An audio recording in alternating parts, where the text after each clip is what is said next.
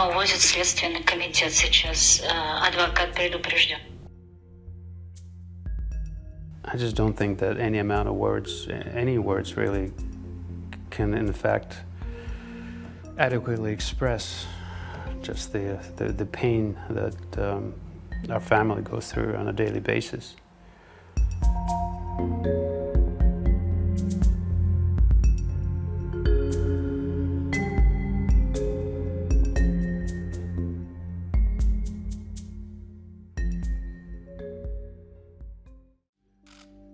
I keep thinking about also, what is she up to? Where she's sitting, what kind of food she's eating at the time. And then at home at night, we sit at this table, we see an empty chair.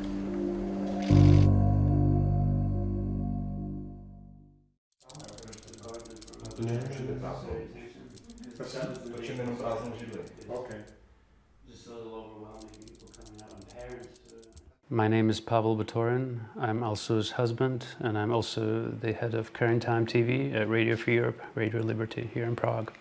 I have responsibilities. I have a responsibility as a father of two young women.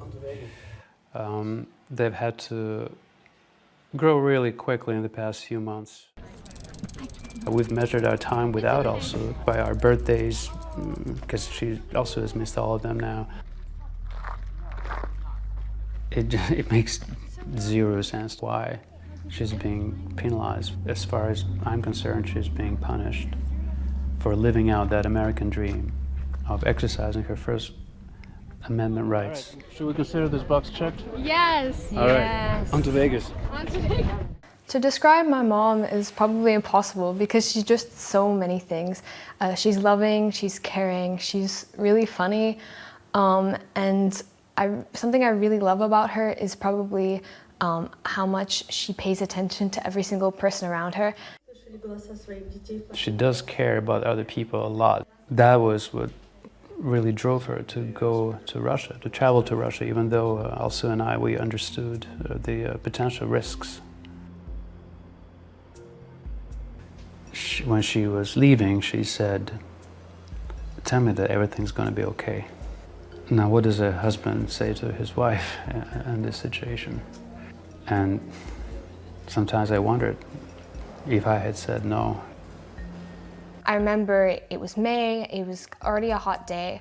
I remember just hugging her goodbye and seeing her go to the elevator, and I thought I would see her in 2 weeks. My most difficult moments are when I'm left by myself. So, I draw whatever strength I can draw from my children. They're a great support. They've been fantastic. I think I've been conditioned to remain strong no matter what happens. But it's definitely taken a toll emotionally on all of us. And, I usually get up early to go for my morning run. So, but for me to retain any sort of normalcy or sanity, I really have to switch off.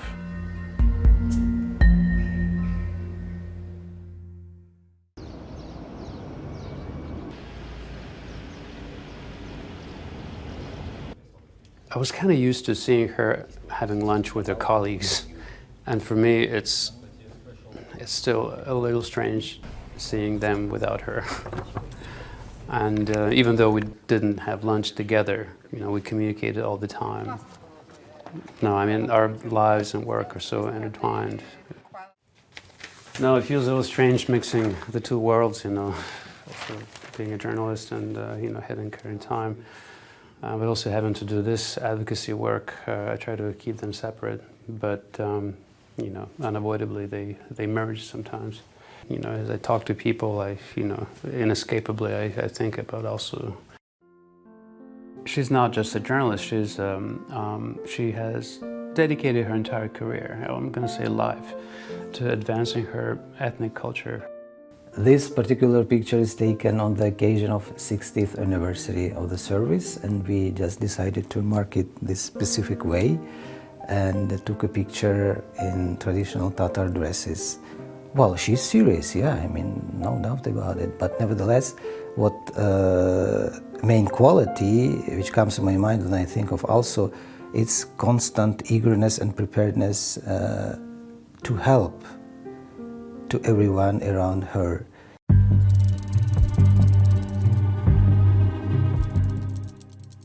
Well, this unfolded slowly. Alsu went back to visit her mother, and she was there not to do reporting. When she went to leave, she was prevented from leaving, and everything just started deteriorating at that point. Little by little, it became clear that they were not going to let her go.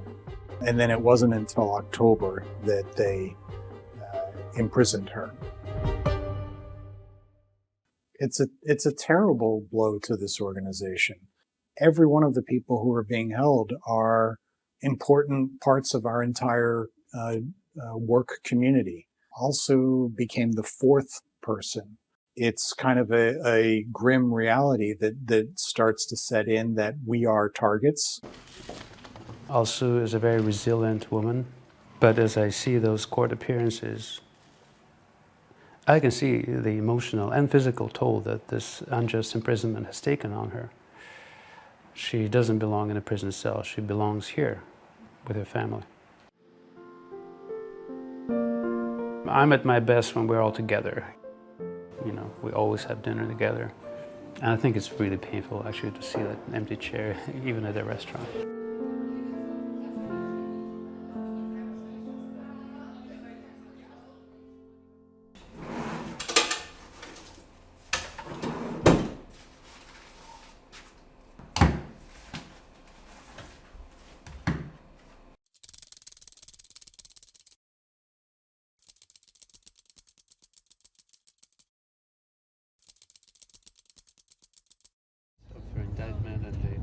This is my fifth time since Alsu's detention. I was a little bit concerned that if I wasn't coming here as often, that the government might just forget about Alsu. I want us to be a constant reminder of our plight. I'm a little camera shy, or at least was until this all happened, and but now I understand the importance of advocacy and of raising awareness. And that of 6 innocent. At this point, I think there's a very broad agreement among many members of the Biden administration that her detention is unjust. The Foley Foundation, we're a tiny little group, and so what we try to do is we try to guide families. They need to work very hard with consular affairs, whose job it is to at least communicate with families who are in this situation. It's all on the family in the U.S. I mean, that hasn't changed a whole lot. I mean, it was all on me, all on our family when Jim was taken. And when I see Bibi and Miriam, you know, God bless them, they shouldn't as teenagers be dealing with this.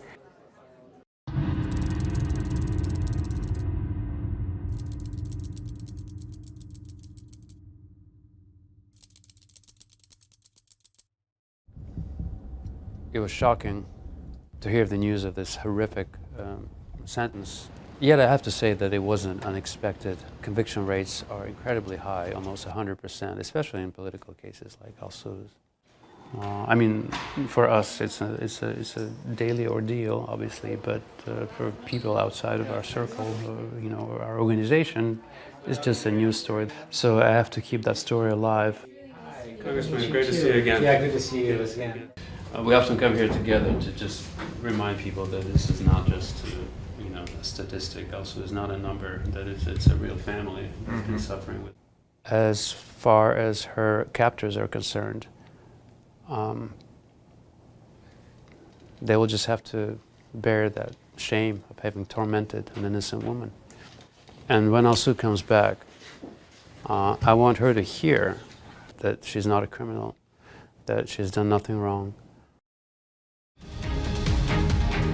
Bienvenidos. El Mundo al Día comienza hoy con el histórico intercambio de prisioneros entre Estados Unidos y Rusia. Каковым, безусловно, стал самый масштабный со времен СССР обмен между Россией и странами Запада. Included in this very historical prisoner swap are 3 American citizens and 1 permanent residence holder. Today we're bringing home Paul, Evan, Alsu, Vladimir. 3 American citizens and 1 American green card holder. All 4 have been imprisoned unjustly in Russia. I'm so happy. When we received a call that we were invited to the White House, I think we knew.